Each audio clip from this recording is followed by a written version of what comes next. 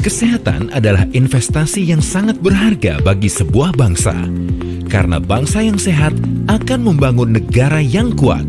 Sebagai BUMN farmasi terbesar di Indonesia, Kimia Farma hadir memberikan layanan dan produk kesehatan untuk masyarakat hingga pelosok Nusantara. Sejak berkembang menjadi healthcare company tahun 2014, Kimia Farma menetapkan strategic objektif mencanangkan 3 program utama: SDM andal dan kompeten, digitalisasi industri, dan aliansi strategis. Kimia Farma merupakan perusahaan end-to-end untuk jasa kesehatan, dilengkapi laboratorium modern untuk penelitian dan pengembangan, dijalankan oleh SDM profesional berstandar internasional, bekerja sama dengan lembaga pemerintah dan perguruan tinggi. Hingga saat ini, Kimia Farma memproduksi beragam produk. Untuk menunjang bisnisnya, Kimia Farma memiliki sebaran wilayah kerja di berbagai daerah di Indonesia. Plant Jakarta, satu-satunya pabrik di Indonesia yang ditugaskan pemerintah untuk memproduksi obat golongan narkotika dan ARV. Selain itu, memproduksi obat sediaan tablet dan kapsul. Plant Semarang memproduksi minyak jarak, minyak nabati, dan produk kosmetik. Plant Watu Dakon, satu-satunya pabrik pengolah tambang yodium dan memproduksi bahan baku ferrosulfat sebagai bahan utama pembuatan tablet besi untuk obat penambah darah. Plant Banjaran, pabrik yang dibangun di atas lahan 5 hektar, bertujuan untuk menambah kapasitas produksi obat-obatan hingga 3 kali lipat dari plant yang ada sebelumnya. Plant Banjaran dilengkapi mesin modern berteknologi mutakhir dengan proses produksi terintegrasi, menjadikan plant ini memiliki kapasitas produksi terbesar se-Asia Tenggara. Fasilitas produksi rapid test, pabrik yang berlokasi di Bali ini memproduksi berbagai test kit, di antaranya HIV, hepatitis, narkoba, dan lainnya, yang merupakan screening medis awal, dilakukan dengan cara yang mudah, serta hasil pemeriksaan dapat diterima.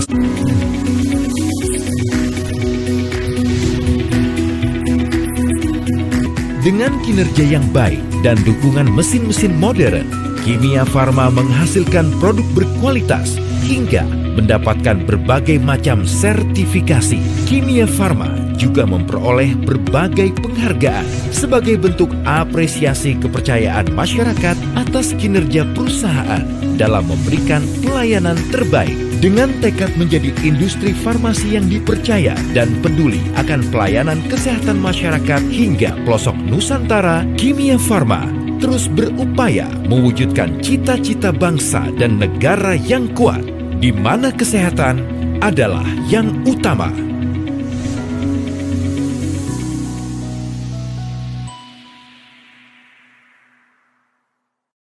Oke, daripada kita nunggu lama lagi nih, langsung aja yuk kita ke penjelasan mengenai informasi umum perusahaan dan sekilas perusahaan. Nah, nama perusahaannya itu yaitu PT Kimia Farma Tbk. Status perusahaannya yaitu perseroan terbatas atau PT, Badan Usaha Milik Negara atau BUMN, perusahaan terbuka atau TBK dengan NPWP 016127705100. Cikal bakal beroperasi komersialnya yaitu 1817 NV Chemicalian Handel Radcap Co milik Belanda. Nah, sektor atau subsektornya itu yaitu industri barang konsumsi atau farmasi. Tanggal pendirian dari PT Kimia Farma ini yaitu 16 Agustus 1971 dengan modal saham yaitu sebanyak 2 triliun dan modal yang ditempatkan yaitu sebanyak 555 miliar 400 juta rupiah nih. Kode sahamnya yaitu KAEF. Nah, tanggal IPO-nya itu 4 Juli 2001 nih. Alamat kantor pusatnya itu terletak di Jalan Veteran nomor 9 Gambir, Jakarta Pusat dengan kode pos 10110 DKI Jakarta, Indonesia. Kontak center yang bisa dihubungi yaitu 1-500-255. Nah, teman-teman, media sosial yang bisa kita cari nih tentang PT Kimia Farma itu yaitu yang pertama nih ada Twitter di @kimiafarmacare, Yang kedua ada di Instagram @kimia_pharmacare. Yang ketiga ada Facebook @kimia_pharmacare. Nah, kita juga bisa lihat, bisa cari tentang PT Kimia Farma di situs webnya nih, yaitu www.kimiafarma.co.id. Nah, kontak person perusahaannya yang bisa kita hubungi yaitu Corporate Secretary atas nama Ganti Winarno Putro dengan telepon 622138477709. Faxnya yaitu 622138144441. Emailnya yaitu korsek@kimiafarma.co.id ini teman-teman. Nah, PT Kimia Farma Tbk ini berdiri pada 16 Agustus 1971 berdasarkan Akta Pendirian nomor 18 tanggal 16 Agustus 1971 yang telah diubah dengan Akta Perubahan nomor 18 tanggal 11 Oktober 1971. Keduanya dibuat di hadapan Notaris Sulaiman Arja Sasmita di Jakarta.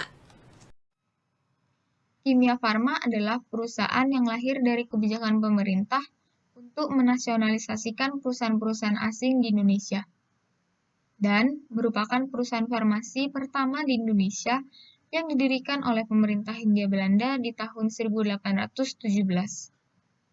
Kimia Farma pada awalnya adalah NV Chemicalin Handel Radcam Co.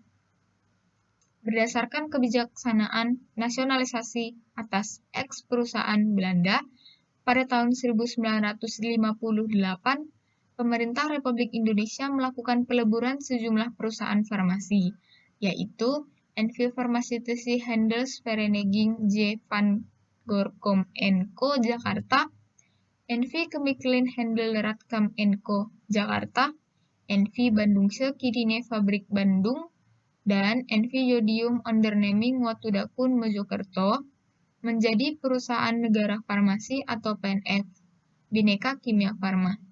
Kemudian, pada tanggal 16 Agustus 1971, bentuk badan hukum PNF diubah menjadi perseroan terbatas, sehingga nama perusahaan berubah menjadi PT Kimia Farma Persero.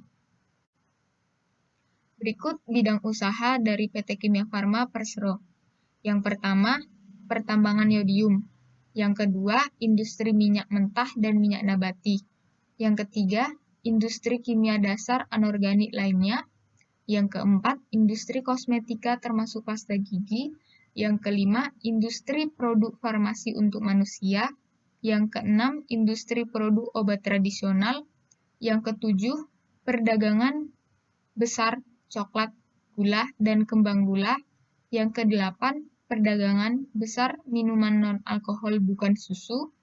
Yang kesembilan, perdagangan besar makanan dan minuman lainnya. Yang kesepuluh, perdagangan besar farmasi. Yang kesebelas, perdagangan besar obat tradisional. Yang kedua belas, perdagangan besar kosmetika. Yang ke-13, perdagangan besar bahan dan barang kimia dasar. Yang ke-14, perdagangan besar alat laboratorium dan farmasi kedokteran.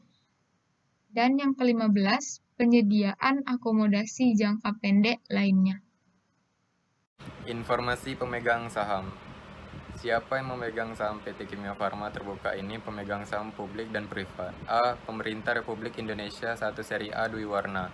B. PT Bio Farma Persero 4.999.999.999 lembar saham.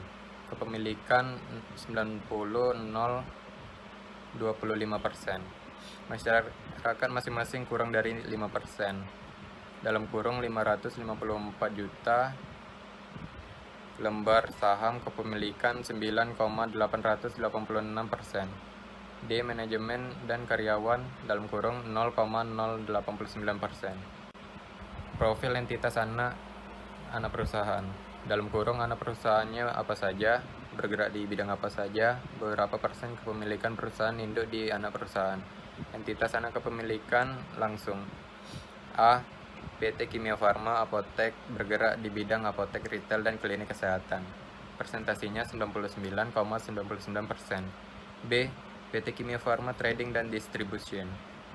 bergerak di bidang distribusi dan perdagangan produk farmasi, presentasinya 99,99%. C. PT Sinkona, Indonesia Lestari, bergerak di bidang manufaktur dan pemasaran kina dan turunannya, presentasinya 51%.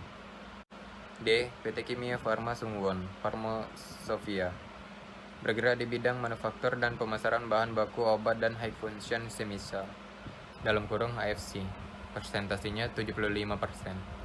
E. Kimia Farma Dawaa Co Ltd, bergerak di bidang retail farmasi, presentasinya 60%. F. PT Parfos Terbuka, bergerak di bidang manufaktur dan pemasaran produk farmasi, presentasinya 56,77%. Entitas anak kepemilikan tidak langsung. A. PT Kimia Farma Diagnostika, bergerak di bidang laboratorium klinik, presentasinya 99,99%. B. PT Lukas Jaja, bergerak di bidang manufaktur dan retail farmasi, presentasinya 90,02%. Entitas asosiasi. A. PT Asuransi Jiwa InHealth Indonesia, bergerak di bidang asuransi jiwa, presentasinya 10%.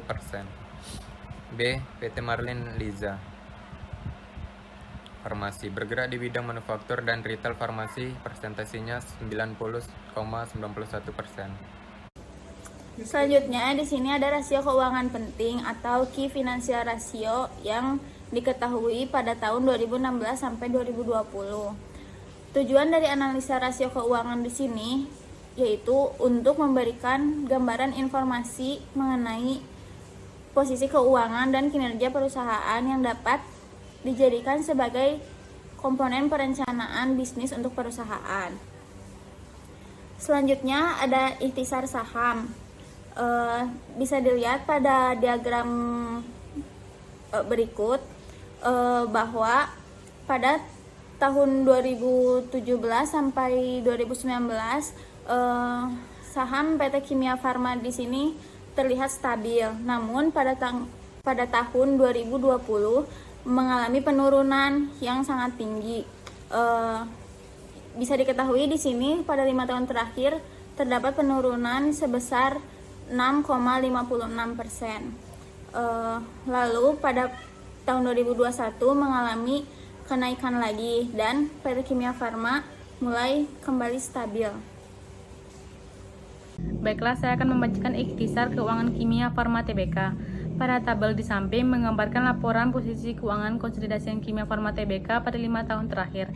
Di tabel diuraikan dari aset lancar dan tidak lancar, maka diketahui jumlah aset Kimia Farma Tbk pada 5 tahun terakhir.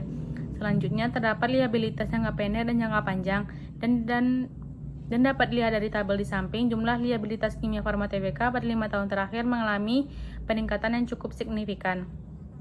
Selain itu juga diuraikan jumlah ekuitas Kimia Farma Tbk pada tahun 2017 sebanyak Rp3.273.911, tahun 2018 sebanyak Rp4.146.258, tahun 2019 sebanyak Rp7.412.927, dan tahun 2020 sebanyak Rp7.105.672.000. Untuk lebih jelas dapat dilihat pada gambar yang tertera. Baik, ini adalah laporan laba rugi dan penghasilan komprehensif lainnya konsolidasi Kimia Farma Tbk. Pada tabel ini terdapat penjualan Kimia Farma Tbk pada 5 tahun terakhir, beban pokok penjualan, maka didapatkan laba kotornya. Setelah itu ada laba usaha dan beban keuangan dan didapatkan laba sebelum pajak. Dan di sini juga dapat dilihat laba komprehensif pada tahun 2017 sebanyak Rp323.867, tahun 2018 sebanyak Rp931.548, tahun 2019 sebanyak Rp4.780.374, dan pada tahun 2020 minus Rp65.354. Ini dapat dikatakan Kimia Farma Tbk pada tahun 2020 mengalami kerugian. Selanjutnya terdapat jumlah saham beredar pada 5 tahun terakhir itu stabil, yaitu sebanyak 5.554 lembar. Sehingga didapatkan laba bersih per saham mengalami penurunan pada tahun 2020 yaitu sebanyak 3,68. Untuk kenaikan dan penurunan penjualan, laba usaha, dan laba bersih pada 5 tahun terakhir dapat dilihat pada gambaran tertera. Ini adalah laporan arus kas konsolidasian Kimia Farma Tbk.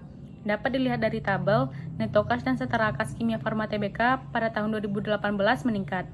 Dari yang sebelumnya pada tahun 2017, yaitu sebanyak Rp341.953, pada tahun 2018 mengalami kenaikan menjadi Rp931.694.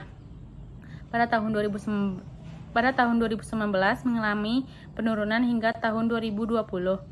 Sehingga kas dan setara kas akhir periode yaitu pada tahun 2017 sebanyak Rp989.637, tahun 2018 sebanyak Rp2.068.665, tahun 2019 sebanyak Rp1.360.268, dan tahun 2020 sebanyak Rp1.249.994.